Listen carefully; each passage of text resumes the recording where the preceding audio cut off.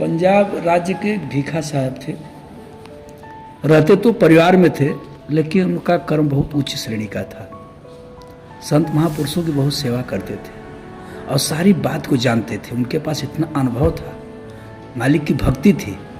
एक पुत्र था, उसका शादी का समय जब आ गया तो उनकी पत्नी ने कहा कि अरे कहीं लड़की देखो, लड़का आपका योग्य हो गया है शादी लायक। तो उन्होंने कहा ठीक है, समय आने पर सब हो जाएगा। लेकिन उनकी पत्नी नहीं मानी, बोली नहीं। तब तक 2-4 मेहमान आ गए और शादी तय कर दी गई। जिस दिन शादी का समय था, भीखा साहब अपने घर से निकले और चुपचाप बिना पत्नी को बताए बाजार एक चले गए। अपने बाजार में एक अपरिचित दुकान के वाले के यहाँ से एक कफन सामान, सब मैयत का सारा सामान जो लगता है, धीरे धीरे चुपचाप झोले में भरे और ले आकर के अपने कमरे में रख दिए। तो तब तक इधर शादी का दिन था, सारा माहौल बढ़िया था, बाजा बज रहा था, सारा नाच तमाशा हो रहा था। घोड़ी आ गई, सज गई। तो पत्नी जी उनकी गई, बोली अरे निकलिए आप, सारी बारात दरवाजे पर आपके खड़े हो, आप अंदर पता नहीं क्या कर रहे हैं। उन्होंने चुपचाप दरवाजा अपना बंद किया और फिर बाहर आ गए और अपनी बारात में नाचने गाने का काम सब देख रहे थे, खड़े होकर के सबको देख रहे थे। अपने लड़के की तरफ भी देखे तो उनकी आंखें नम हो गई। उन्होंने सोचा अभी तो कुछ तो होने वाला है और ये नाच गाना चालू है, इसमें हम कुछ कर भी नहीं सकते हैं। नाच गाना चालू हुआ, लड़के को घोड़े पर बैठा दिया गया और बाजा गाजा वो तो मालिक की देन है, जो होना है वो तो होना ही है। बाजा का आवाज सुन के घोड़ी भागी और लड़का हाथ से पकड़ नहीं पाया लगाम को, और उसका पैर रकाब में फंस गया और गिर गया नीचे। और घोड़ी तब तक भाग रही थी जब तक वो मर नहीं गया। और अपने आप जब वो खत्म हो गया तो घोड़ी खड़ी हो गई आराम से। फिर सब लोग पहुंचे तो उठाए और उठा पुठा करके सारी बारात तो गमगीन में हो गई। लेके आए घर पर। भीखा साहब ये सब तमाशा देख के फिर अपने घर में चले गए और वही सारा सामान सब जुगाड़ करके फिर उनकी धर्म पत्नी बोली कि क्या कर रहे हैं, कहाँ गए महाराज जी, नहीं समझ में आ रहा है। उनकी पत्नी बहुत धर्म पत्नी थी, उनको महाराज ही करके बोलती थी। उसको पता था कि ये बहुत ज्ञानी पुरुष हैं। तो बोली आप क्या कर रहे हैं। तब तक सामान ले बोले आप कितने निर्दयी हैं, हमारा पुत्र खत्म हो गया, आपके आंख में तनिक भी आंसू नहीं आ रहा है, आप कैसे महाराज हैं, आप कैसे पिता हैं। बोली देखो हमको कुछ कह के कुछ फायदा नहीं है, ये जो गमगीन है इससे कुछ मतलब नहीं है। ये सारी बातें हमें पता था, इसलिए पहले से मैं सारे सामान की व्यवस्था किया था। ये सामान लो और ले चलो, जो करना है उसको कर दो। तो जो समय पर होना है, जो मालिक ने रचा है उसको समय पर हो जाना है। इस बातें सबको नहीं पता। जो मालिक से जुड़े हुए हैं, जो मालिक की भक्ति करते हैं, जो मालिक का ज्ञान लिए हैं, उनकी भक्ति में उनको सारी बातें पता चलती हैं कि असली बात क्या है। ये तो संसार है, ये है, आना और जाना लगा हुआ है ना। आदमी मरता कहाँ है। भीखा साहब ने समझाया कि मनुष्य मरता नहीं है। 5 तत्व का शरीर है, छिद जल पावक गगन समीरा, पंच रचित यह अधम शरीरा। 5 में जाके 5 देवता में सारी शरीर विलीन हो जाती है और ईश्वर अंश जीव अविनाशी चेतन अमल सहज सुखराशि।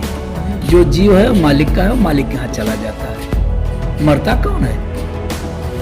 और अपने कर्मों के अनुसार फिर 84 लाख से अगर सदगुरु से गुरु मंत्र लिया है तो फिर मनुष्य का शरीर मिला, 84 लाख से बच गया। अगर उनसे गुरु मंत्र नहीं लिया तो फिर 84 लाख योनियों में चला गया। फिर जाके अपना वही जो होता है कीड़ा मकोड़ा सांप बिच्छू बंदर अपने कर्मों के अनुसार। तो यही असलियत है, इसको जानना चाहिए कि नश्वर शरीर है ये शरीर जो मिला है मालिक ने दिया है, तो उनकी पूजा भक्ति भजन करने के लिए मिला है।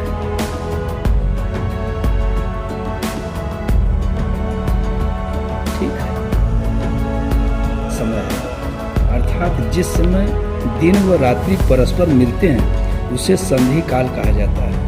संध्या उपासना अर्थात सद्गुरु द्वारा बतलाए हुए नाम मंत्र के जप, भजन, सुमिरन, सेवा, दर्शन और ध्यान की साधना के माध्यम से शिष्य व सद्गुरु के माध्यम संधि स्थापित होना। संध्या उपासना भगवान श्री सद्गुरुदेव और उनकी सत्ता को याद करने की सबसे बेहतर युक्ति है। संध्या बंदन सद्गुरु महाराज के प्रति कृतज्ञता प्रकट करने का माध्यम है। कृतज्ञता से सकारात्मक का विकास होता है, जिससे मनोकामना की पूर्ति होती है और सभी तरह के रोग तथा शोक मिट जाते हैं। संध्या उपासना एक और जहाँ श्री सद्गुरु महाराज की समीपता को अनुभव कर आध्यात्म लाभ में सहायक है, वहीं दूसरी ओर आत्म समीक्षा और बुद्धि परिमार्जन हेतु प्रामाणिक साधना है। नियम पूर्वक जो लोग प्रतिदिन संध्या बंदन करते हैं वे पाप रहित होकर सनातन ब्रह्मलोक को प्राप्त होते हैं। संध्या मुपासते ये तु सततम संसिद्धता विद्युत पापस्ते यान्ति ब्रह्मलोकम सनातनम। जिसने संध्या का ज्ञान नहीं किया, जिसने संध्या की उपासना नहीं की, वह द्विज जीवित रहने शूद्र सम रहता है। द्विज मतलब साधु, कि वह द्विज शूद्र सम के रहता है और मृत्यु के बाद कुत्ते आदि की योनि को प्राप्त करता है। संध्या येन विज्ञाता संध्या येन उपासिता जीव मात्रो भवे क्षुद्रो मृतस्वा चाभिजायते। जो मनुष्य संध्या बंदन नहीं करता वह अपवित्र है और उसे किसी पुण्य कर्म का फल प्राप्त नहीं होता। संध्याहीनो सुचिरनित्य मनोरहम सर्व कर्मसु यदंत कुरुते कर्म न तस्य फल भाग्यवेद। संध्या का अर्थ ऐसी बेला है जिसमें उदय व अस्त दोनों ही होते हैं। श्री सद्गुरु महाराज की संध्या उपासना से शिष्य में अज्ञान रूपी अंधकार का अस्त होता है एवं जीवन में सद्गुरु महाराज की कृपा से ज्ञान रूपी प्रकाश का उदय होता है। साधकों को संध्या उपासना को समय विशेष से न जोड़कर अवगुणों के अवसान व सद्गुणों के उदय से जोड़ना चाहिए। श्री सद्गुरु महाराज के समर्पित शिष्यों में भजन, सुमिरन, सेवा, पूजा, दर्शन और ध्यान के माध्यम से यह घटना हर पल की घटती है। शिष्यों को सद्गुरु महाराज से संध्या के इसी प्रवाह को प्राप्त करना चाहिए। संध्या का अर्थ तमसो या ज्योतिर्गमय का सतत संचालन है। वंदे गुरुपद द्वदम वांग मनुष्यत गोचरम श्वेत रक्त प्रभाभिन्नम शिव सशक्ताम परम। गुरु भक्ति अति कठिन है ज्यों खाड़े की धार और डगमग करे सो गिर पड़े निश्चल उतरे पार। गुरु भक्ति अति सुगम है तेरा अचल अबेड़ा नाच न जाने वापड़ी कहे कि आंगन टेढ़ा।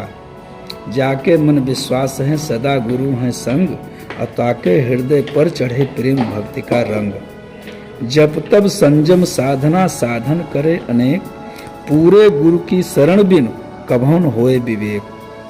बिन गहे गुरु की शरण मिले कतहु सुख नाही।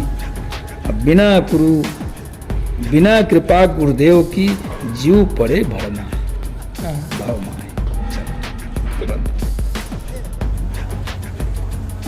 अर्थात 7वें अमराय का नाम है निष्कल अमराय, मठ का नाम है सहस्त्रार्थ द्वितीय मठ, संप्रदाय का नाम है सतसिद्ध संप्रदाय, पद है श्री गुरुदेव की दोनों पादुकाएं, क्षेत्र का नाम है अनुभूत, देवता का नाम है विश्वरूप है, देवी का नाम चित्त शक्ति है, आचार्य स्वयं सद्गुरु ही आचार्य हैं, तीर्थ है सत्य शास्त्रों का सुनना। इस संप्रदाय में पूर्ण आनंद की प्राप्ति के लिए संन्यास का अवलंबन करना चाहिए। शंकराचार्य जी ने अपने मठ नमाय सेतु में 7वें अमराय का निष्कल अमराय के अंतर्गत जिस सतसिद्ध संप्रदाय का वर्णन किया है वह संप्रदाय तथा उस संप्रदाय के ऊपर कहे हुए सभी अंग संत मत में चरितार्थ और घटित होते हैं, जिसे हम आगे के पृष्ठों में देखने समझने का प्रयास करते हैं।